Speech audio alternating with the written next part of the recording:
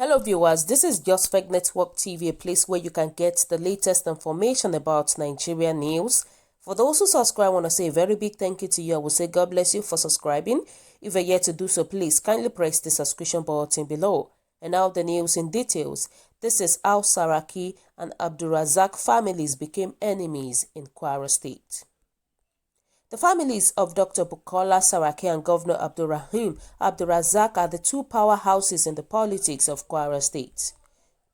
For over 40 years, the late Dr. Olushola Saraki, aka Baba Oloye, and his children controlled the political affairs of Kwara State. The family has through the years built for itself a political entity and an indestructible name that will forever ring a bell in the politics of Kwara State.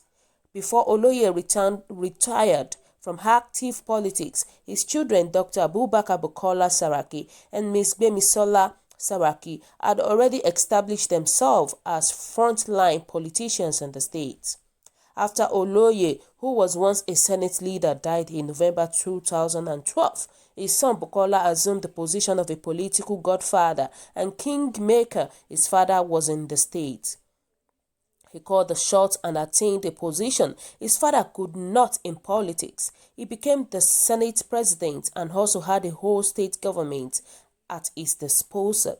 He was the VIP of Kwara politics until 2019 when the wave of "Otitoge enough is enough" campaign hit him like a storm and stripped him of the political powers he wielded. Dr. Bukola Saraki was the president of Nigeria Senate between 2015 and 2019. Saraki did not only lose his position in the Nigerian Senate, but Otitoge campaign also brought down his allies from their political positions in Kwara State, while his arch-rival, Abdulrazaq, became the state governor on the platform of All Progressive Congress. People who are familiar with Kwara politics believe that there is a serious rivalry between the Sarakis and the Abdulrazaqs. But the grudges the two families nursed against each other were never pronounced until Abdulrazaq became the governor of the state in May 2019. 7 months on Abdurrahman administration, the state government demolished Dr. Olushola Saraki's political home, popularly known as Ile Arugbo. Kwara State Governor Abdulrahman, while explaining its reasons for pulling down what many Kwaram see as one of late Olushola Saraki's legacies. The governor in a statement said the properties was illegally acquired, adding that there was no evidence of paying for the land. The state government also urged that the properties was originally meant for the construction of secretariat and the parking lot of the civil servant clinic. Ile Arugbo, which literally translates to a home for the aged, was Oloye's political base, where he used to dish out money and gift items to old women in the state. It was a mecca of some sort of the aged, who regularly thronged the site to receive their gifts and money from the politicians when he was alive. Bukola Saraki's political home, known as Ile Arugbo, has been demolished by Kwara State government. Before Oloye died, he was said to have instructed his children to continue his philanthropic traditions at Ile Arugbo, and when he died in 2012, Bukola Saraki stepped in his father's house to sustain the tradition, helping the aged and giving their children scholarship. But in the early hours of Thursday, January 2nd, 2020, the government of Kwara State stormed the site with bulldozer and pulled down the Saraki's home for the aged, while the supervisions of the police, the tradition and the legacy Oloye asked his children to sustain was reduced to rubble. As expected, Dr. Bukola Saraki and his siblings Gbemisola and Onyinkansola vehemently condemned the demolitions of their father's political home. In their statement, they all made it known to the world that the demolition was an act of vengeance by Governor Abdulrazaq for himself and his family. Gbemisola Saraki is currently the Minister for State of Transportation. There is no doubt that there is a political score to settle between the two politically prominent families in Kwara State.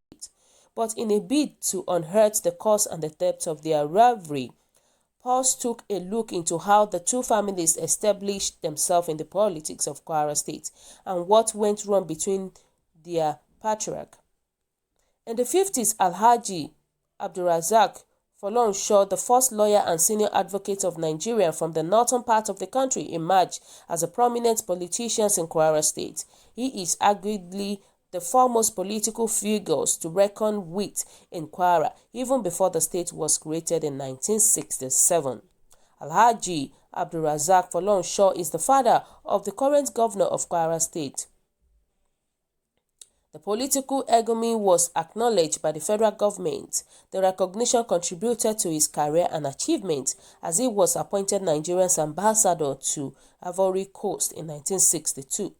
In 1965, he became Federal Minister of State for Railway, after which he was appointed as a member of the House of Representatives in 1966 as a nominee. However, the political path of Abdul Ghani did not cross with the Sarakis until October 1962, when he resumed office in Abidjan as Nigeria ambassador to Ivory Coast. In an interview he granted the news magazine in 2010, Abdul Ghani said that one of the Nigerians who welcomed him in Abidjan was one Alhaji Matayu Saraki, who later introduced his son, who was studying medicine in England, to him. The medical student would later grow to be known as Oloye Olushola Saraki. In the interview, Abdul Ghani said, one Sunday during the summer holidays, Alhaji Saraki brought Shola to introduce him to him, and after they took their seat, Alhaji Saraki started talking by saying, "Sir, I asked him to cut that out because he was as old as my father." He then reminded me about a son he said was in London. I stood up to greet Shola and he stretched out his hand for a handshake. That was how I met Shola Saraki, and I told him that it was good that as a young man he is a professional. I advised him to return home to participate in politics. I am talking of 1963. When I then went back to campaign in 1964 to go to Parliament with a view to be appointed a minister, Shola surfaced. That was 2 weeks to the election. He told me that he had decided to heed the advice I gave him in Abidjan to go into politics in a bid to announce himself in the politics of Kwara State. Saraki joined Abdul Ghani in the Northern People's Congress (NPC) to contest for a political positions, but the party decided to return its candidate. According to Yusuf Olaniyonu, the special advisor on media and publicity to Dr. Bukola Saraki, the former president of the Nigerian Senate, Olushola Saraki, left the party to contest as an independent candidate. Oloye's first political outing was 1964 general election. Oloye and Abdul Ghani were both in NPC then. He wanted to run because he was a young medical doctor then, but the NPC at that time decided that they did not want primary again. They wanted all their candidates to return. He later left the NPC and went around as an independent candidate. As a young man, he lost, they said. Kwara State shares boundaries with 5 states. Since then, the patriarch throughout their political careers have remained on the opposing side of each other. The beginning of an unending fight. The political rivalry between the Sarakis and the Abdulrazaq started in 1979 when their patriarchs tested their popularities and political powers against each other for the first time. Relying on Abdul Ghani's reputation and popularity, Great Nigerian People's Party (GNPP) presented him as its governorship candidate in the 1979 gubernatorial election, while Saraki decided to support and sponsor Adamu Atta. At the end of their first political battle, Saraki's candidate defeated Abdul Ghani to become the first democratically elected governor in Kwara State. Attah's victory over Abdulghani proved to be a paradigm shift in the grand scheme of things in Kwara politics. Saraki became the force to reckon with after repeatedly defeating the state's pioneer politicians and consequently seized the political structure for him. Dr. Olushola Saraki controlled the politics of Kwara State for decades. In a television chat with Pulse, Olaniyonu said the rivalry between the Sarakis and the Abdulrazaq could possibly have been provoked by the many defeats the latter suffered in the hands of the former. Recalling the series of political battles between the patriarch, Olaniyonu said in 1979 Abdulghani was the governorship candidate for GNPP in Kwara State and Adamu Attah, who was sponsored by Dr. Olushola Saraki, defeated him.